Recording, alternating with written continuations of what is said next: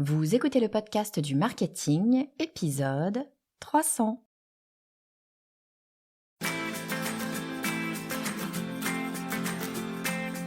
Bonjour et bienvenue. Je suis Estelle Ballot et je suis ravie de vous recevoir sur le podcast du marketing. À chaque épisode, je vous propose d'analyser les techniques marketing qui marchent, pas à pas et très concrètement, pour développer votre activité. Alors aujourd'hui, on fête ensemble un moment qui est un peu particulier, qui est surtout très très particulier, je vous le cache pas pour moi. C'est le 300e épisode du podcast du marketing. 300 épisodes, c'est une étape que j'aurais jamais imaginé, que j'aurais jamais espéré franchir quand j'ai débuté cette aventure. C'est un chiffre qui, comme ça, peut paraître peut-être un peu abstrait, mais en fait, ça représente des centaines d'heures, et quand je dis des centaines, je pèse mes mots, des centaines d'heures de réflexion, d'interviews, de recherche, de partage. Et puis surtout, c'est évidemment 300 occasions de vous retrouver pour vous parler d'un sujet qui me passionne, le marketing.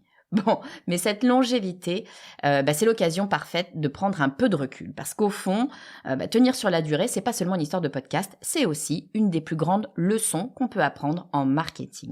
Je vais pas vous raconter d'histoire, on l'a tous vu, le monde va très très très vite, de plus en plus vite. Les tendances, elles se succèdent à un rythme hallucinant. Parfois on cherche un peu le coup d'éclat, le buzz, le truc qui va faire bouger les choses. Et dans tout ça, c'est assez facile d'oublier que pour construire vraiment une marque, ce qui crée vraiment de la valeur sur le long terme, c'est la constance. La constance, c'est ce qui permet d'ancrer un rendez-vous dans l'esprit de son audience. C'est ce qui crée en fait la confiance, c'est ce qui donne de la cohérence à une marque et c'est ce qui transforme une voix parmi plein d'autres en une référence qui va être reconnue. Alors dans cet épisode un peu spécial, je voudrais partager avec vous ce que ces 300 épisodes m'ont appris sur le lien entre constance et réussite marketing. Je vous propose qu'on parle de discipline, de cohérence de marque, de rendez-vous à instaurer avec son audience, de style unique à affirmer, et puis aussi des difficultés qu'il y a à produire du contenu sur le long terme. Et puis si vous restez avec moi jusqu'à la fin, je vous annoncerai aussi un nouveau cap pour le podcast du marketing, parce que si la constance c'est indispensable, elle ne veut pas dire qu'on exclut l'évolution, bien au contraire, c'est en restant fidèle à ses fondations qu'on peut se permettre d'innover. Et puis bon, comme c'est le 300e épisode, je ne pouvais pas ne pas en profiter pour vous offrir un petit cadeau. Et comme je sais que c'est pas toujours facile de faire ce qu'on a décidé de faire, je vous ai construit le guide pratique de la constance marketing. L'idée, c'est de vous aider à tenir vos engagements même quand l'énergie baisse, à construire une marque cohérente et reconnaissable, à créer un rendez-vous qui va être attendu par votre audience, à développer un style unique qui va marquer les esprits et puis à transformer la discipline en habitude durable. Pour le recevoir, comme d'habitude, il vous suffit d'aller sur lepodcastdumarketing.com/cadeau300 ou à cliquer dans le lien qui est dans les show notes. Bon alors, quand on parle de réussite, on a souvent tendance à mettre en avant la créativité, l'innovation ou alors le talent. Alors oui, bien sûr, ces qualités sont ultra précieuses, mais dans le temps, elles ne suffisent pas. Ce qui distingue vraiment les projets qui durent de ceux qui s'essoufflent, c'est ce que je vous ai dit, c'est la constance. La constance, elle repose sur une différence fondamentale, c'est celle entre motivation et discipline. Et souvent, on se plante pas mal entre motivation et discipline. La motivation, c'est l'étincelle de départ, c'est l'envie, c'est le plaisir, c'est l'enthousiasme, c'est le truc qui nous pousse à lancer notre projet. Alors ça peut être n'importe quel projet, un podcast, une stratégie de contenu, un lancement d'une marque, peu importe. Mais la motivation, même si elle est ultra puissante, en tout cas au début, elle est aussi fragile. Elle fluctue, elle s'épuise, elle disparaît parfois pile au moment où les résultats justement se font attendre. La discipline, en revanche, elle est beaucoup plus solide parce qu'elle ne dépend pas ni de l'humeur du jour, ni de l'énergie du moment. Elle s'appuie sur un engagement clair, celui de continuer à avancer, même quand c'est difficile, même quand l'envie est moins forte. La discipline, c'est ce qui permet de dépasser les hauts et les bas et d'installer une habitude durable. Et dans le marketing, on a besoin de discipline parce que la constance, elle est essentielle pour bâtir une relation de confiance avec son audience. On prend un exemple simple si vous voulez. Imaginez une marque qui va publier du contenu de manière irrégulière. Parfois, elle est super présente, parfois, elle est complètement absente. L'audience, qu'est-ce qu'elle va faire? Elle va finir par décrocher parce qu'elle ne sait pas à quoi s'attendre. Puis à l'inverse, si vous avez une marque qui maintient une présence régulière, elle va créer un ancrage. Et petit à petit, elle devient une espèce de repère fiable, quelque chose qui revient régulièrement, qui transforme en fait les interactions ponctuelles en fidélité durable. Et puis la constance, elle joue aussi un rôle clé dans la perception de l'autorité. Ça, c'est super important parce que plus une marque est capable de tenir ses engagements dans le temps, plus elle va gagner en crédibilité. C'est pas en fait un contenu exceptionnel qui va être publié une fois de temps en temps qui va créer la réputation, même s'il est exceptionnel. Ce qui va créer la réputation, c'est la capacité à délivrer de la valeur de manière continue et régulière. Et ça, c'est exactement ce que j'ai constaté au fil du temps avec ces 300 épisodes du podcast du marketing. Au départ, quand j'ai lancé le podcast, je n'avais aucune idée de combien de temps ça allait durer. Très sincèrement, je l'ai lancé en me disant, bon, tiens, je vais essayer un truc nouveau. J'ai pas envie de laisser passer cette nouvelle tendance du podcast. On parle de 2019, donc on était dans les tout premiers podcasts réguliers en tout cas. Donc, je me suis lancée dans le podcast, je savais pas combien de temps ça allait durer. En revanche, j'ai pris un engagement, celui de publier toutes les semaines, quoi qu'il arrive. Alors, au début, je crois que je publiais toutes les 2 semaines. Mais en tout cas, publier de façon ultra régulière, quoi qu'il arrive. Pendant les 5 premières années, je n'ai pas manqué un seul épisode. À la 5e année, j'ai manqué une fois, j'étais hospitalisée, j'avais une pneumonie. C'est un petit peu compliqué pour moi de publier. Mais sinon, je n'ai manqué aucun épisode. C'est une règle militaire. Alors, c'est difficile à tenir, je cache pas. C'est une règle militaire, quoi qu'il arrive, que j'aille bien, que j'aille pas bien, que je sois malade, que je sois en bonne santé, que je sois malheureuse ou que je sois super heureuse, je publie mon épisode du podcast le jeudi matin. Mais arrivé de décaler au vendredi, des fois où c'était très très compliqué, mais en tout cas, je le publie toutes les semaines. Et clairement, c'est cette régularité qui a permis au podcast du marketing de devenir un rendez-vous qui est attendu, qui est reconnu et qui a construit une relation de confiance avec vous, les auditeurs, les gens qui écoutez le podcast du marketing, plus ou moins régulièrement d'ailleurs. Vous n'écoutez pas systématiquement toutes les semaines. Parfois, je sais que j'ai des auditeurs, des auditrices qui écoutent 3-4 épisodes d'un coup. Ça, peu importe, mais en tout cas, vous savez que vous avez toutes les semaines un nouvel épisode qui est disponible et ça, c'est ultra important. Et en marketing, comme dans le podcast, la constance, elle n'est pas nécessairement spectaculaire. C'est pas toujours visible immédiatement, mais ça agit en profondeur. La constance tisse un lien avec l'audience et elle finit par devenir l'atout le plus puissant d'une stratégie. Bon, mais alors la constance dans le temps, ça ne suffit pas si elle n'est pas accompagnée de cohérence. En marketing, la cohérence de marque, c'est ce qui permet de donner une direction claire et lisible à votre communication. C'est ça qui va transformer une succession d'actions isolées en une véritable stratégie. La cohérence, ça commence par la clarté de votre positionnement. On en revient toujours aux mêmes choses. Une marque qui va changer de discours en permanence ou qui va changer ses codes, utiliser des codes contradictoires, ça va brouiller son image et elle va perdre son audience. À l'inverse, une marque qui va rester fidèle à son identité et à ses valeurs, elle va créer un effet de continuité. Elle devient plus facilement reconnaissable et surtout plus crédible. Un bon exemple, c'est celui des grandes marques internationales.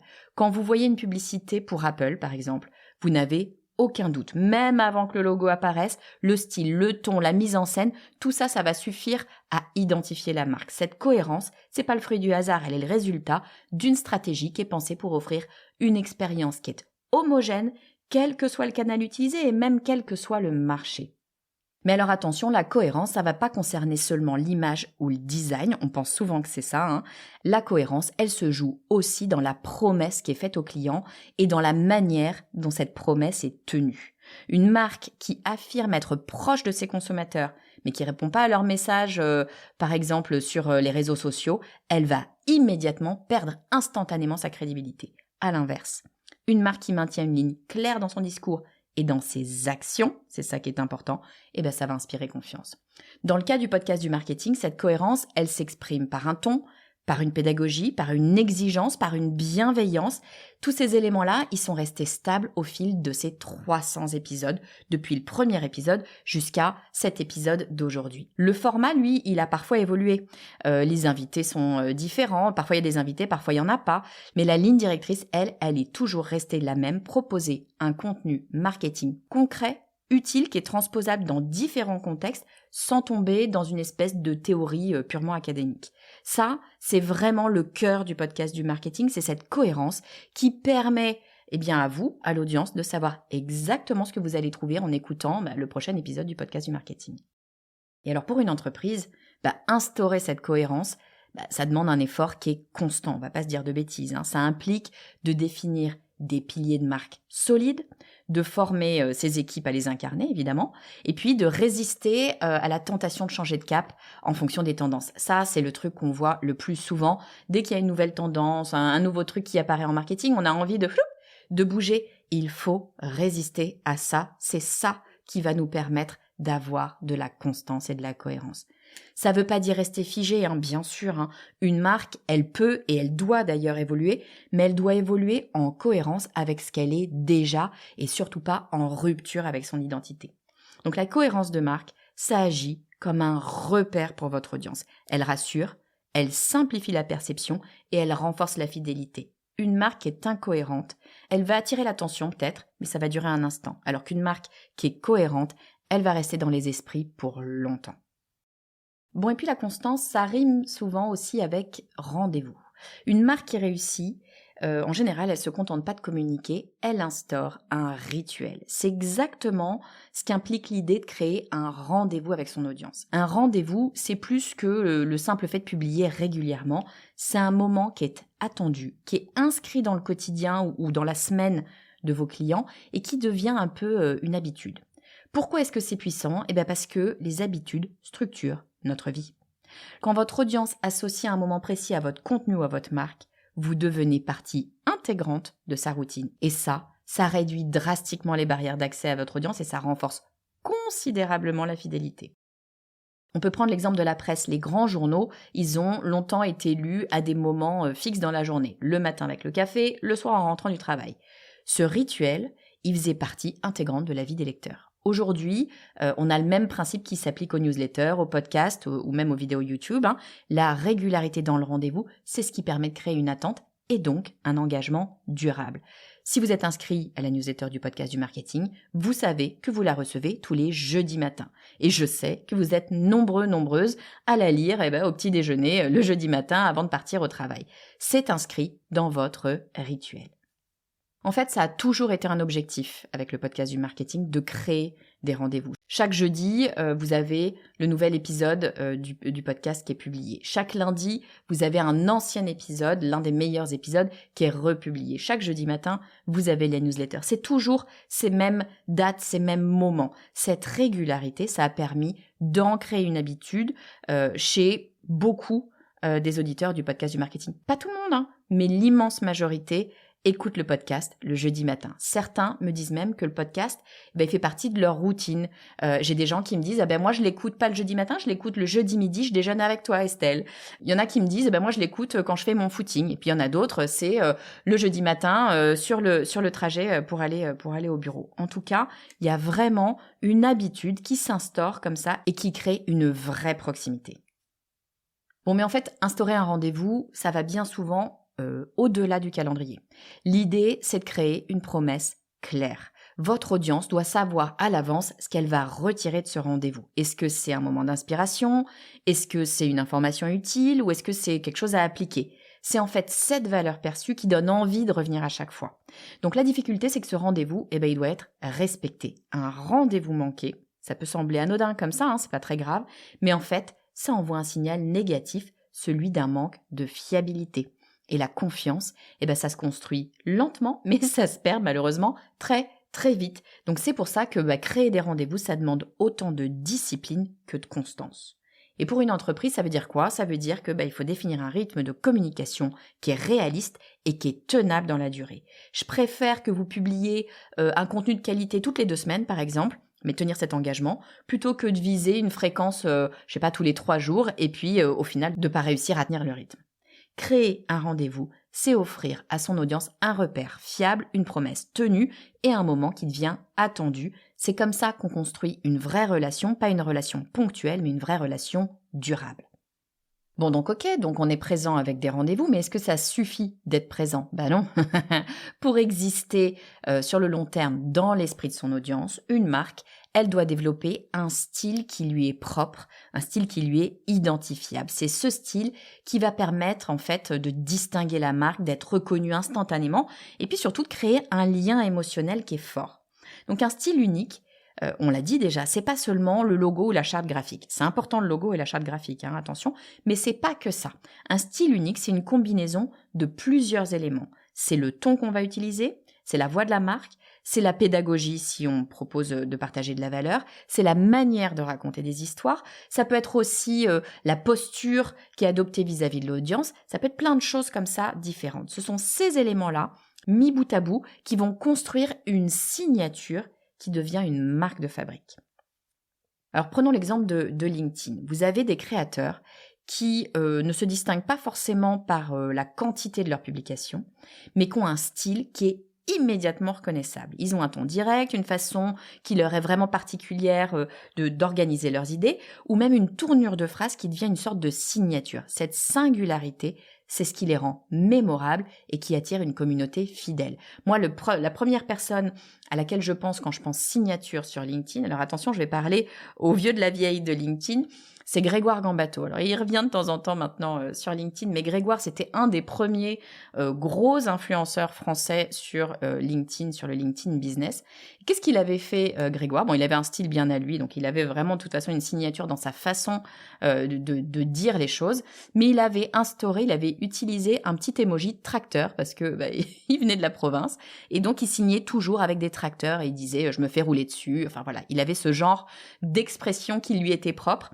Et du coup, on le reconnaissait, 2, c'était génial, l'audience reprenait sa signature pour parler de lui, on voyait des tracteurs verts qui apparaissaient un peu partout sur LinkedIn, et les expressions « je me suis fait rouler dessus » dès lors que quelqu'un se prenait une remarque ou quelque chose d'un peu dur. Ultra intéressant d'avoir cette signature, il l'a répété sur tous ses posts pendant X années, et ça s'est inscrit dans l'esprit de son audience. Alors pour une entreprise, trouver son style unique, son style qui lui est propre, ça demande du courage. Parce que en fait, ça demande de faire des choix et donc d'accepter de ne pas plaire à tout le monde. Et bien sûr, on aimerait tous plaire à tout le monde, mais au fond de nous, on sait bien que évidemment, ça n'est pas possible parce que une marque qui plaît à tout le monde, elle finit par ne plaire vraiment à personne. En revanche, une marque qui assume un ton qui est affirmé, qui ose se différencier et qui reste fidèle à son style dans la durée, elle finit par se tailler une place unique dans l'esprit de son audience. Ce style devient alors une véritable force marketing. Ça crée un effet de reconnaissance immédiate. En quelques mots ou en quelques images, votre audience sait qu'on parle de vous. Et dans un monde où l'attention est limitée, soyons clairs, cette capacité très rapidement à être identifiée, c'est un atout inestimable. Alors pour résumer, développer un style unique et identifiable, c'est accepter d'être soi, c'est affirmer une voix distincte et la cultiver dans la durée. C'est cette singularité qui va attirer, qui va fidéliser et qui permet à une marque de ne pas se perdre dans la masse. Bon, c'est bien beau tout ça, mais on sous-estime souvent la difficulté de produire du contenu sur le long terme. Au départ, on est tous pareils, on est plein d'enthousiasme, on se dit c'est génial, j'ai plein d'idées, l'énergie est super forte, et puis on a envie d'innover, on porte en fait ce projet de communication. Mais une fois que cette phase initiale de commencement, une fois qu'elle est passée, cette phase, il y a la dure réalité qui s'impose à nous, tenir la cadence, c'est un défi, et c'est un défi qui est bien souvent beaucoup plus grand, beaucoup plus difficile à relever que ce qu'on a prévu.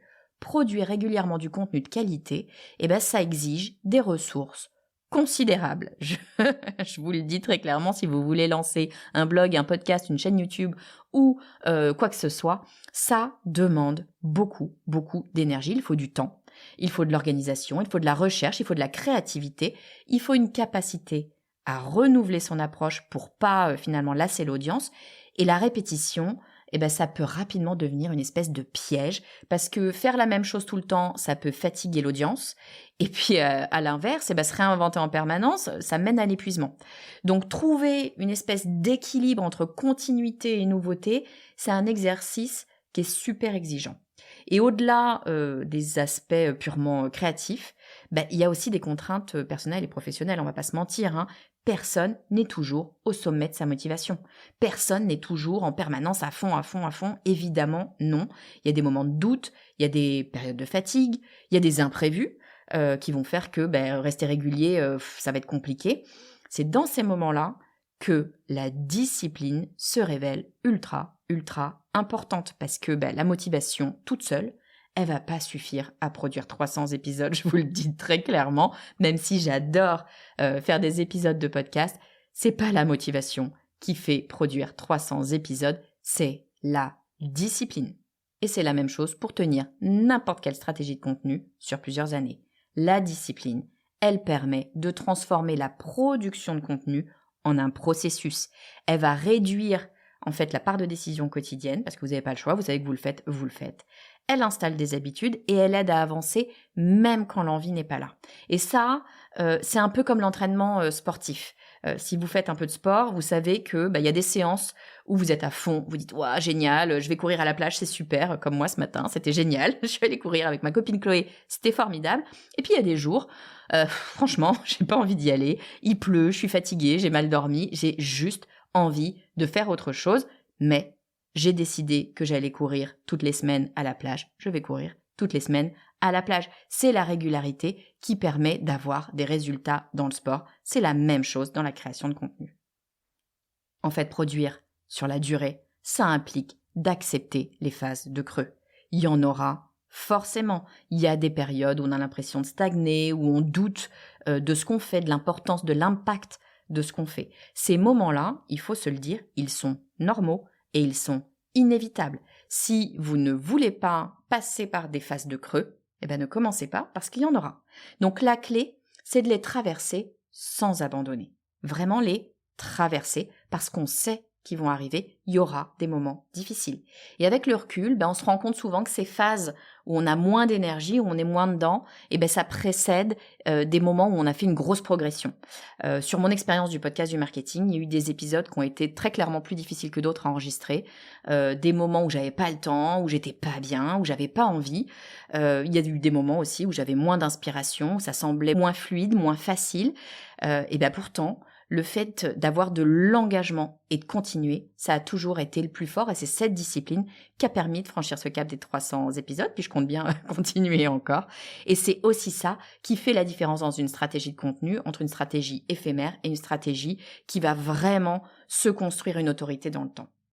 Donc disons les choses, produire du contenu sur la durée, c'est un défi qui est sous-estimé, mais c'est aussi une opportunité rare parce que si c'est difficile, il y a peu de gens qui tiennent vraiment dans le temps. C'est pour ça qu'il y a de la place sur le podcast. C'est qu'il y a plein de gens qui se disent « Oh, c'est formidable, il suffit de parler dans un micro et c'est fastoche, je le fais tout le temps. » Et puis quand on s'y met, on se rend compte que c'est plus complexe que ça. Donc au final, il y a peu de gens qui ont suffisamment de discipline. Il y a plein de gens motivés, mais il y a peu de gens qui ont suffisamment de discipline pour tenir sur le long terme. Et ça, ça permet de construire une présence durable, une relation solide avec l'audience et une crédibilité que personne ne peut remettre en question.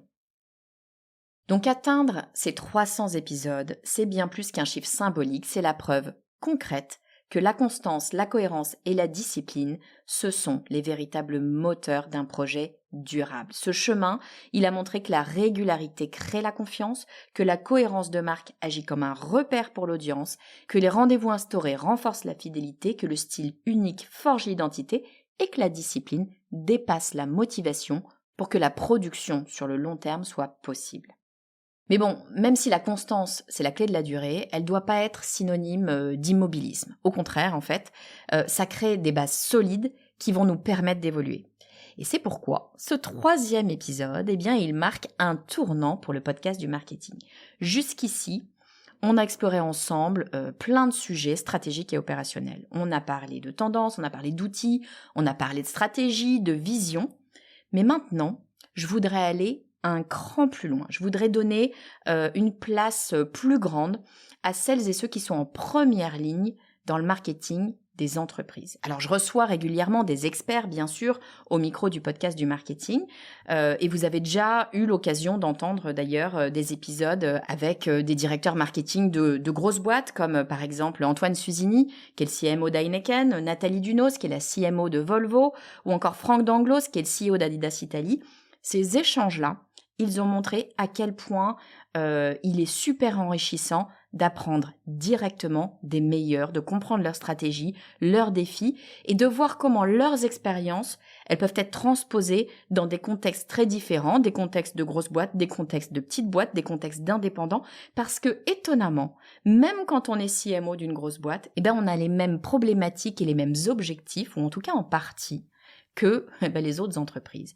Et moi, j'ai trouvé ça extrêmement intéressant d'aller chercher ces personnes qui ont un parcours, évidemment, et une expertise ultra pointue pour nous donner vraiment peut-être le meilleur du marketing. Et c'est exactement la direction que je veux prendre maintenant avec le podcast du marketing, recevoir encore plus de CMO, de dirigeants d'entreprises de premier plan pour pouvoir partager avec vous leur vision et leurs pratiques. Le but, il est double.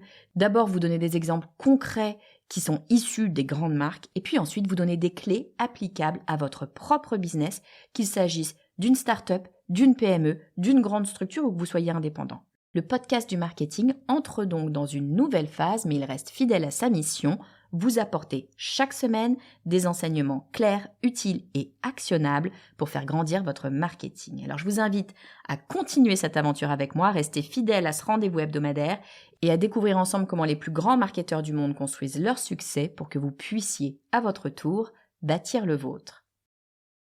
Voilà, j'espère que cet épisode vous aura plu. Moi, encore une fois, il me fait vraiment un truc parce que 300 épisodes, mince, c'est pas rien. Je suis extrêmement heureuse et fière d'avoir construit le podcast du marketing. Extrêmement heureuse que vous soyez toujours aussi nombreuses à suivre le podcast toutes les semaines. Je vous en remercie du fond du cœur parce que c'est vous qui me permettez d'avoir la vie que je souhaitais avoir, d'avoir construit mon propre métier parce qu'être podcasteuse, ça n'existait pas il y a quelques années. Donc merci infiniment à vous et je vous rappelle, pour fêter le 300e épisode du podcast du marketing, je vous ai préparé un petit cadeau avec le guide de la constance en marketing. Vous pouvez le télécharger en cliquant dans les notes de cet épisode ou en allant sur lepodcastdumarketing.com/cadeau 300. Je vous dis à très vite.